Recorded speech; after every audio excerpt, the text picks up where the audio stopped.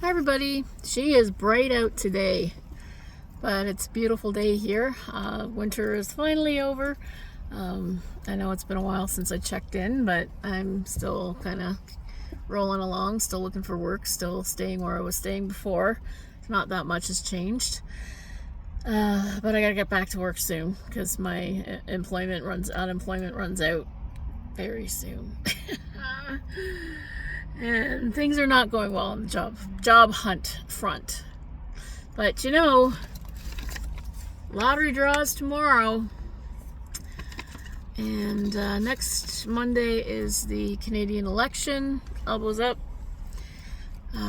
Yes, I will be voting for Carney. Not because a lot of people, I think, are disillusioned with the Liberals because of Justin Trudeau. Now, Justin Trudeau being my imaginary boyfriend, I adore him. I love him.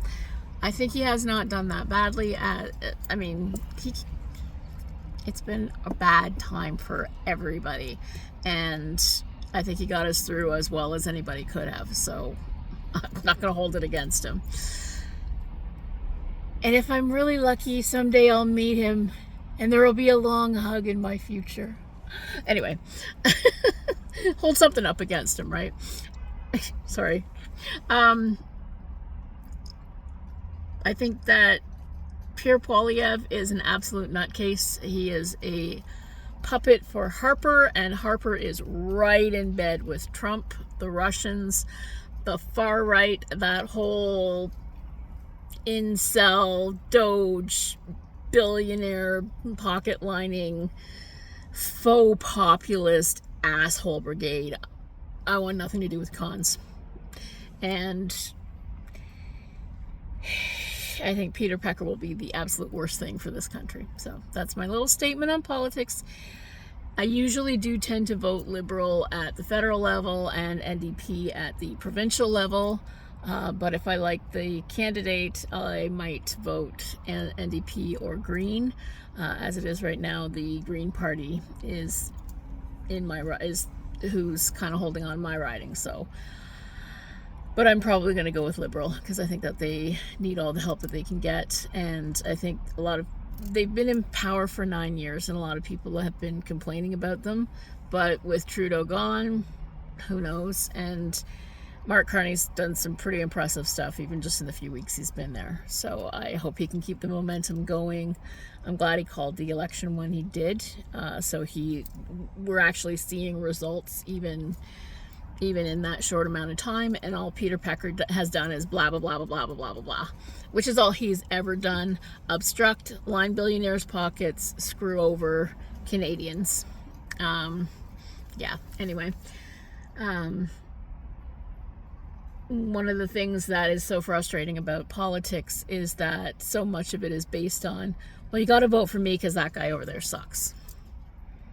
Don't tell me that guy over there sucks. I know Trudeau sucks. I voted for him twice. I would vote for him again. Tell me why you're better and why I should vote for you. And if you can't give me that, not voting for you. So anyway, blah, blah, blah, blah, blah about politics.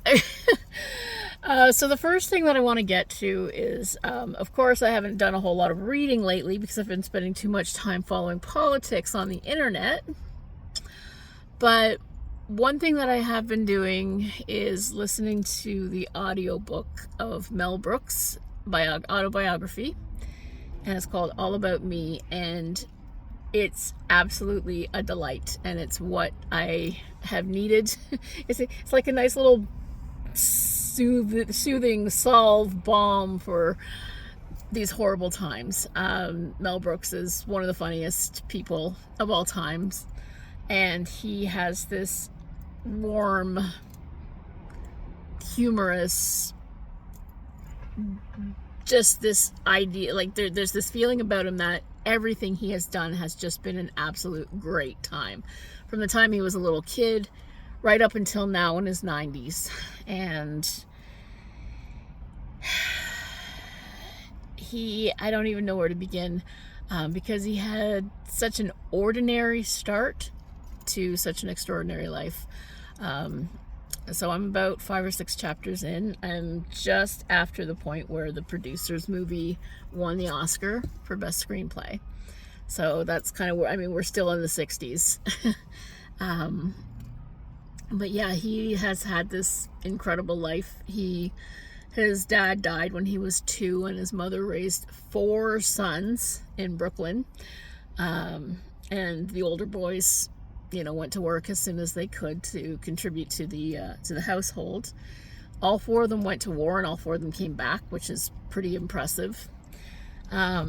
He got his start in stand-up in they call it the Borscht Belt, the Jewish family camp, the Kellermans from Dirty Dancing. That's what's known as the Borscht Belt. Those family variety resorts. And then he went to war, and then after he came back, I think he did spend a bit of time in school. I think he was studying something stupid like electrical engineering, just something completely unrelated to Hollywood.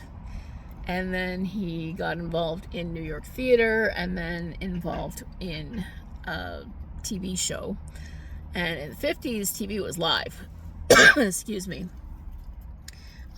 So they had this, he worked on a variety hour, and some of the names he drops, like Sid Caesar and what's her name, Gracie. George and Gracie. What was her name? Grace Allen. Was that the one? Or was it somebody else?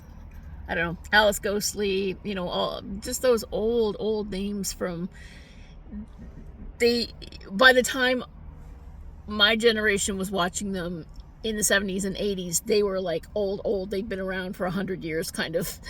But he worked with them when they were just getting their start, and it's so interesting to just hear about that whole subculture. And then he started getting into movies. He said to Sid Caesar, TV is not permanent, which is really funny in retrospect. It doesn't have a permanence the same way that movies do. Movies, you're going to leave your mark, right? And then he's also talking about writing and his 1,000-year-old man thing, and it's a really, really great listen. I highly recommend it. This one I had to buy on Audible, not Chirp, but Audible does have a deal where you can pay, I think it's like 99 cents or $1.99 a month for 3 months as a trial, and you get 3 audiobooks out of that. So that I picked that one. I picked The Dark Tower, Stephen King, because I've never read it. I thought I'd give the audiobook a try. And I can't remember what the other one was that I bought. Oh, Rebecca, which does bring me to Mayhem.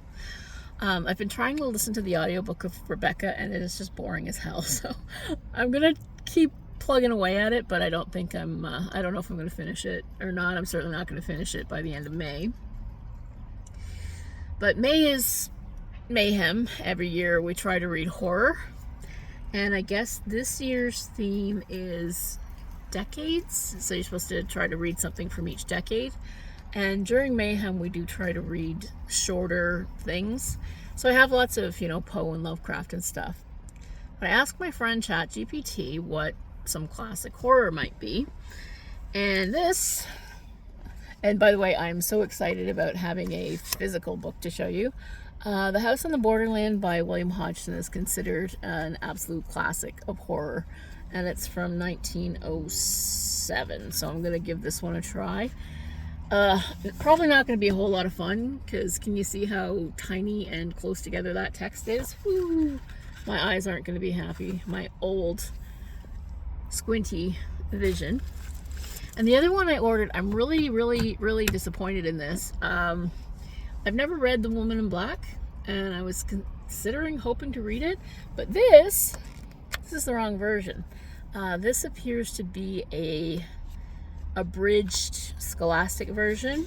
It's got illustrations. So I'm not sure what I'm going to do with it. I might keep it.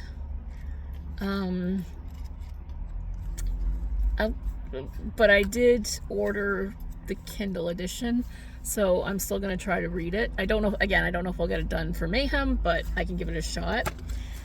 And the other thing I have, yet another fantastic deal from Chirp. Again, not an affiliate, just a fan.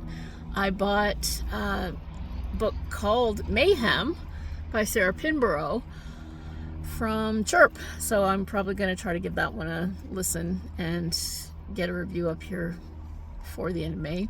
Fingers crossed. But things are probably going to get a little bit busier as I'm looking for work. So other than that, in politics, there's not anything new to report. But Mayhem is coming up. Gonna keep plugging away with the Mel Brooks and with some other things. And yeah, leave me a comment, and I hope you're reading lots of horror, and have a great day.